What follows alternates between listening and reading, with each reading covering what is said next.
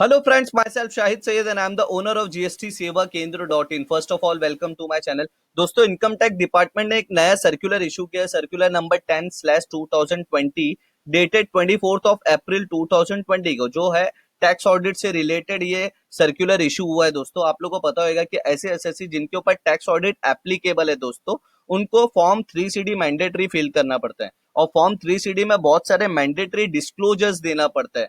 जैसे आपका PF ESIC का डिस्क्लोजर हो गया, बहुत सारे डिस्क्लोजर्स देना पड़ता है टैक्स ऑडिट में। अगर आप ऐसे एसएससी है जिनके ऊपर टैक्स ऑडिट एप्लीकेबल है तो आप लोग को ये चीज पता होगा दोस्तों कि फॉर्म 3CD भरना पड़ता है, उसमें बहुत सारे क्लॉजेस रहते हैं जिनमें डिस्क्लोजर देना पड़ता है। तो ये नोटिफिकेशन इशू करने का यही मकसद है कि दो ऐसे क्लॉजेस है दोस्तों जिनमें गवर्नमेंट ने क्या किया है कि उस पर रिलीफ दे दिया है कि आपको अप टू 31 मार्च 2021 तक का दोस्तों आप लोग को ना इसमें डिक्लेरेशन नहीं देना है। तो कौन कौन से क्लॉजेस है दोस्तों, ये 30C एंड 44 3CD में ये क्लॉजेस रहते हैं दोस्तों। हम लोग देखेंगे 30C एंड 44 कौन क्या क्लॉजेस है, मतलब ये क्लॉज में क्या ऐसा मैंडेटरी डिक्लेरेशन देना पड़ता था। ये दोस्तों ये दोनों क्लॉजेस पे ना ऑलरेडी सर्कुलर इशू हुआ था दोस्तों, जिसपे सर्कुलर में ऑलरेडी उन्होंने बताया था कि ये सर्कुलर और फिर से एक्सटेंड हुआ था 2019 अप टू 31 मार्च 2019 को एक्सटेंड हुआ था। फिर ये सर्कुलर एक्सटेंड हुआ था 2020 31 मार्च 2020 तक एक्सटेंड हुआ था।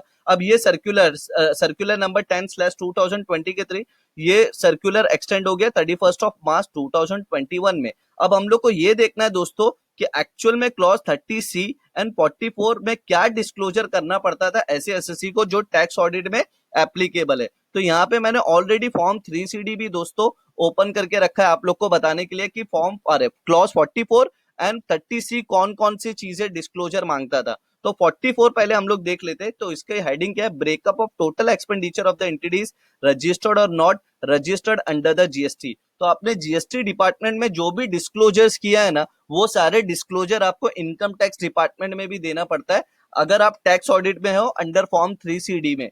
जो क्लॉज 44 में आपको डिस्क्लोजर देना पड़ता था तो वो क्या क्या था, जैसे कि देखिए total amount of expenditure incurred during the year, total आपका एक्सपेंसेस आपको इधर पे देना था।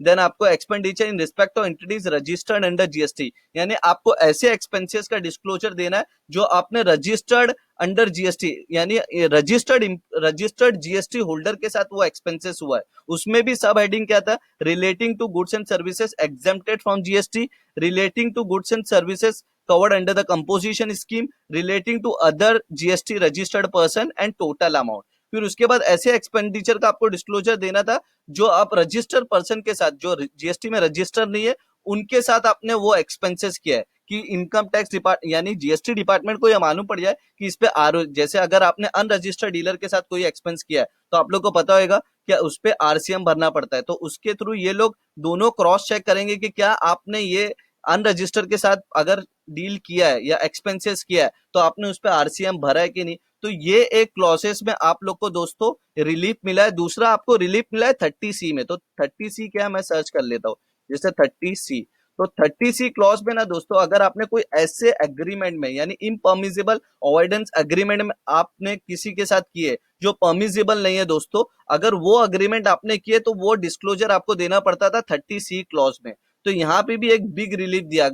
अगर उसमें अगर आप यस करते हो, जैसे आप फॉर्म 3CD अगर आप फिल करेंगे तो आप उधर पे वो पूछेगा यस या नो। अगर यस करते हो तो वो पूरा नेचर ऑफ इम्पब्लिजेबल अवॉइडेंस है, उसका नेचर क्या है अग्रीमेंट का। फिर amount of tax benefit in the previous arising in the aggregate to all the parties parties to the agreement, वो सारी चीजें आप लोग को डिस्क्लोज करना पड़ता था दोस्तों। तो ये दोनों क्लॉजेस में ये सर्कुलर नंबर 10/2020 से आपको रिलीफ मिला। आप ये थोड़ा सी क्लॉज हम लोग जो सर्कुलर की कॉपी है थोड़ा रीड करते हैं कि section 44AB of the income tax act 1961 read with the rule 6G of the Income Tax Act 1962 require specified person to furnish the tax audit report along with the prescribed particular in the form 3CD. The existing form number 3CD was amended by notification number GSR 66, यानी वही सारी चीज notification के through, जैसे मैंने आपको बताया कि ये दोनों क्लॉसेस एक बार फिर से एक्सटेंड हुए थे 2019 तक, 31 मार्च 2019 तक। फिर उसके बाद फिर फर्दर एक्सटेंड हुए थे नोटिफिकेशन से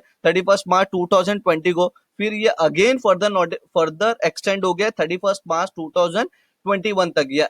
यानी आपका फाइनेंशियल ईयर 1920 का अगर जो आप ऑडिट का डिस्क्लोजर करेंगे, मतलब असेसमेंट ईयर 20 to 21 का आप जब 3CD फाइल करेंगे तो आपको ये दोनों क्लॉज में रिलीफ मिलेगा, यानी ये दोनों क्लॉज आपको मैंडेटरी डिस्क्लोज नहीं करना है दोस्तों।